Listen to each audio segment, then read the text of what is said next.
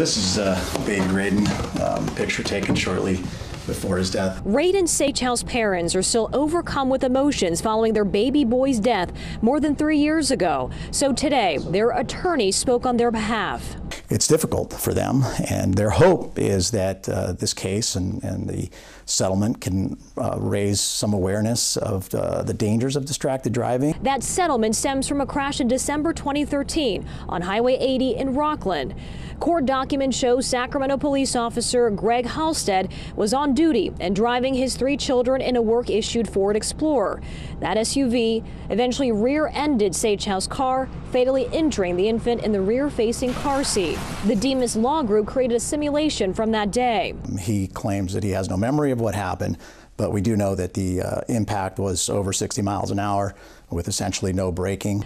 Court papers state that the CHP conducted a criminal investigation after the crash, and it was recommended the Placer County DA's office review and prosecute Halstead for gross vehicular manslaughter. And the Placer County District Attorney's Office declined to file any criminal charges, so the family then turned to the civil justice system to try to hold the city and the police officer accountable. After 3 years in court, the parties settled, with the city of Sacramento agreeing to pay $9.75 million. The city released this statement to KCRA. It reads, "The accident was a tragic one for all involved. The city hopes that the settlement provides the family the resources and an opportunity for some closure." And we asked Sacramento police if they took any action with their officer following the crash, but they told us that they couldn't provide any further comments. Reporting live from Sac PD, Kathy Park, KCRA 3 News. Kathy, thank you. We have this just into our newsroom. We can now tell you that there have been 2 arrests in connection with last year's riot at the state capitol. The district attorney's office plans to bring felony charges against the 2 men. You'll recall back on June 26, 2016, 150 counter-protesters showed up to confront about 24 white supremacists. 10 people were hurt when attackers used knives and sticks and rocks, even concrete as weapons. Our own Mike Lurie and photojournalist John Breedlove were also caught in the middle of that riot. Happening right now, a big cleanup effort in Stockton and Lodi. This all comes after CHP and Caltrans crews posted more than 100 eviction notices for illegal campers. Now they're working to clean up all the trash and random items that were left behind. All of the camps were on state property. More than 20 people were cited for misdemeanor trespassing. Developing news from Washington right now. We have just learned that President Trump had a second previously undisclosed conversation with Russian President Vladimir Putin. That was earlier this month. White House spokesman Sean Spicer says President Trump and Putin spoke at a world leaders dinner during the G20 summit in Germany. They also had a formal meeting earlier that day that was announced publicly. We don't know how long that second meeting lasted or what was discussed.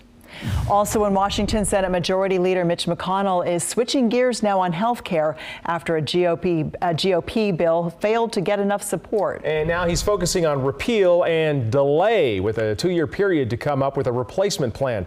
As Aixa Diaz reports, that outcome is uncertain as well.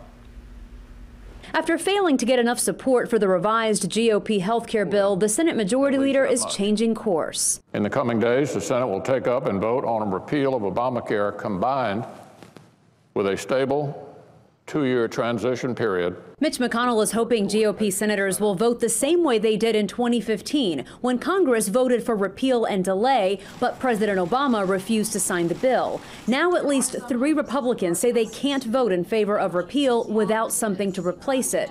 House Speaker Paul Ryan says he would like to see the Senate move forward with some kind of plan. I'm worried that Obamacare will stand and the law will continue to collapse and people will get hurt in the process. We'll let Obamacare fail, and then the Democrats are going to come to us and they're going to say, how do we fix it? How do we fix it? President Trump says he's disappointed the Senate couldn't agree on a bill and blames Democrats for not working with Republicans. Minority Leader Chuck Schumer sees it differently. The overwhelming majority of American people know that President Trump and the Republicans are in charge.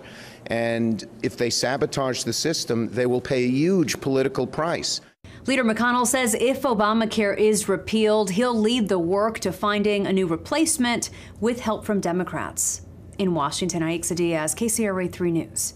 And still ahead of 5 summer programs now in jeopardy. California camps could lose half of their funding because of federal budget cuts. Why the state superintendent says he's worried about the impact on parents. It's a constant battle between pedestrians and vehicles. Making a Calaveras County town a little safer. The project by one Boy Scout that will help generations to come. And we want to go back up live into Live Copter 3, a look over Mariposa County, where Governor Brown has declared a state of emergency because of this fire that is burning nearly 20,000 acres. Lots of black smoke as it's burning into fresh new fuel. We'll continue to track the fire spread from Live Copter 3 throughout the day.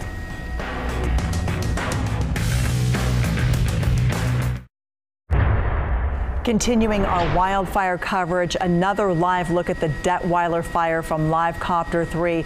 We're not only looking at the amount of smoke, also the color of smoke. So much just thick black smoke coming from heavy fuel in that area. Governor Brown has now declared a state of emergency in Mariposa County because of this fast-moving fire, and the town of Mariposa now evacuated. We'll have another view from Live Copter 3 coming up a little later in weather. The state superintendent toured a summer learning program today, and he warns that it's in danger of losing critical federal funding. KCRA 3's Lisa Gonzalez here right now with more on the program and what could wind up happening to it. Well, today Tom Torlakson toured the summer learning program at Robla Elementary in Sacramento, which he says could lose nearly half its funding under President Trump's proposed budget. According to the Department of Education, proposed cuts would take away $137 million from after-school and summer learning programs here in California. That's about 18% of the total budget for those programs. The summer learning program at Robla Elementary serves about 100 students. They get to do STEM projects along with music, art, and PE. Torlakson says the programs help cut dropout rates and reduce juvenile crime. Many students, however, have parents who work 60, 70 hours a week. They don't have the income to take their kids on family vacations. After school and summer school programs are a safe place for kids to come and learn. Torlakson says if the Trump budget were to pass, Robla would lose about 44% of its budget for expanded learning programs. President Trump's budget director has said there's no evidence that after-school programs benefit kids, and the president is simply following through on his promises not to add to the deficit. Edie? Lisa, thank you. Now to a Calaveras County town that's a little safer thanks to an Eagle Scout project. The Eagle Scout Award is the highest honor for Boy Scouts. KCRA 3's Brian Heap shows us how the Scouts project will help the community for years to come. The small Sierra town of Murphys came together this past weekend to witness the elevation of a native son, Ryan Harryford, to the rank of Eagle Scout. On my honor. On my honor. The crowd of a couple hundred was there for a Boy Scout ritual, but also to hear about and to celebrate the completion of the Eagle Scouts project, a footbridge across Murphys Creek. There's a one-lane road bridge, and all these years on heavy days, Murphys is a big tourism town, and that's the biggest. You have town on one side of the bridge, and you have the biggest parking lot in the town on the side of the bridge. So Saturdays and Sundays, lots of people come, and it's a constant battle between pedestrians and vehicles. And it was a county-wide effort. Contractors and architects donated time and materials. Others donated money and labor. You could see that this was the only way that the public can get across and the vehicles get across at the same time. So there's a potential for a disaster right here. The 60-foot bridge was an aggressive project for a scout to take on, and he needed a lot of help. It starts with an Eagle candidate, an Eagle Scout, but it's a community that comes together. I was the middleman. A lot of people were involved, not just me though. I put all the pieces together. And piece by piece, a town unified by one bridge. In Murphys, Calaveras County, Brian Heap, KCRA 3 News.